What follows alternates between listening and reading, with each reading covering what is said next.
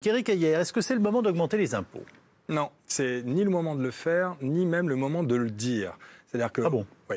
Alors, il va falloir... Mais alors, ce que dit François Bayrou est un peu plus juste que cela. C'est-à-dire qu'il va dire, au moment venu, il faudra peut-être le faire. Mais vous voyez, alors, donc, c'est pas du tout le moment. D'accord. C'est quand la croissance, effectivement, sera revenue. Là, aujourd'hui, il faut savoir, en fait, qu'on est en pleine crise économique, que la crise n'est pas du tout achevée, même avec les 6% probable de cette année, on sera toujours en fin d'année 2% en dessous du niveau de 2019. Donc on est encore en pleine crise, on est en récession. Donc ce n'est pas le moment, quand vous êtes en pleine récession, d'augmenter les impôts, voire même de baisser la dépense publique. Au contraire, il faut continuer à soutenir. Le jour où on sera revenu effectivement au niveau qui aurait dû être le nôtre sans cette crise économique, on verra s'il y a une dette encore, si le déficit est encore important. Donc on aura vu la partie conjoncturelle de ce déficit et la partie structurelle. Et s'il reste une partie structurelle, alors là, on pourra commencer à se poser la question, est-ce qu'il faut baisser la dépense publique? Est-ce qu'il faut augmenter les impôts? S'il faut augmenter les impôts, sur qui il faut les augmenter?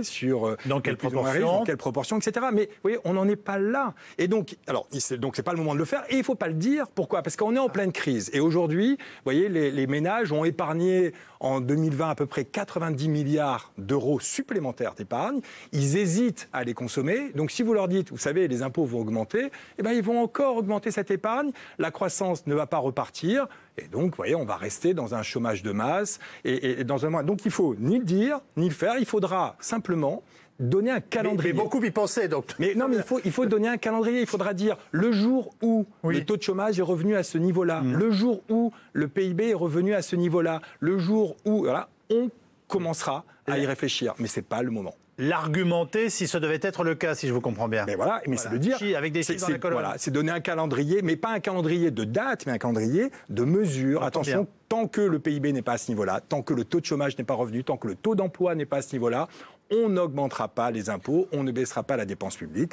On a le temps. Et là, ce temps-là, nous est donné par la Banque Centrale Européenne qui nous dit, vous avez le temps, c'est fait pour ça. Et donc, utilisons ce temps-là. Et donc, ça ne sera pas avant 2022. Donc, vous voyez, on a raison de dire que ce gouvernement-là n'augmentera sans doute pas les impôts parce que ça sera sans doute, après 2022, il y aura sans doute un nouveau gouvernement.